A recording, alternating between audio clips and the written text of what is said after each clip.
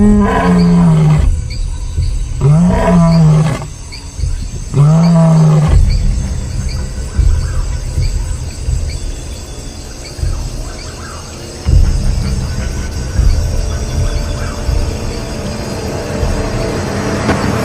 we live to ourselves, I can assure you, we'll die of ourselves.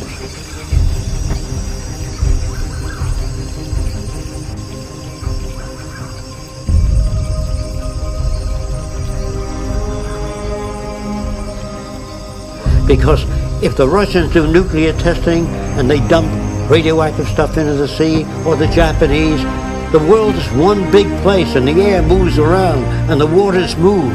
Therefore, living to yourself, your little isolated colony, your little culture that you want to build, your little city that you want to build of people with like-mindedness, all of that has no basis for survival. Because in the event of catastrophic failure, you will be invaded by the minorities if they don't have food, water, or the wherewithal to live.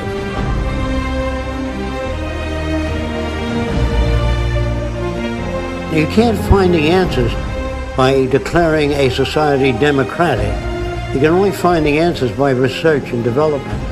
You can't find the answers by putting people of high moral character in government. You can only find the answers by innovation, by studying the systems and the problems, and working on methods of alleviating those problems, not through law. Law is when you don't have a method of solving a problem. If people steal or hurt one another, you say it's against the law to hurt somebody. Well, if a person doesn't have the means to live by, he's going to hurt somebody to get the money or whatever they need. So that isn't dealing with a problem. Law is really avoiding problems. It's just nailing a proclamation on the wall saying, you don't do this. You see, it doesn't work. In the long run, you might cause people to consider an action before they take it. But all laws come into existence because of scarcity. Always difficult to imagine that. When there's scarcity of water, people will steal it, remove it, if not for themselves, for their children. So all the laws in the world, but if you don't want people to steal water, you build an electric fence around the water. See, and this is the way you say, you don't need to put up a sign, don't steal water. But those people will die. So we don't want to do that. We don't want to build a fence around our country, say, this is the greatest country in the world, we're going to keep it that way. We depend on other countries.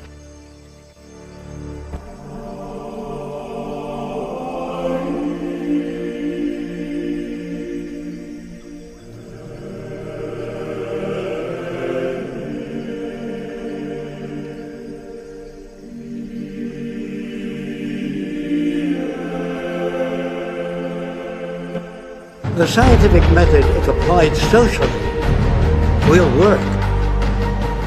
It does not attain perfection. It's just a far better system than any other system that we know of today. In other words, I'm not talking about utopian societies where everybody is happy. There's no such condition. All social systems are in a state of evolution. That is, an established society is one that has found a way that worked for the people in control of that society. Whereas all societies are emergent, constantly evolving. There's no such thing as attaining a sane world. Sanity depends on the acquisition of information and applying that information to the well-being of all people and protecting the environment. That's what I mean when I use the word sanity. We live in an environment that's so loused up, it's very difficult to generate good feelings between people because they come from different places with a different value system and different needs. In the society of the future, someone asked me, would everybody be alike in your society? Yes, in certain areas. They will love the earth and take care of it, stick their hands out when they meet another person with different culture and say, your values are different than mine, I'd like to learn more about your way of thinking. They will be the same in that way. They will be open to new ideas, learn to listen to new ideas, ask relevant questions about ideas. Yes, in those areas they will be alike.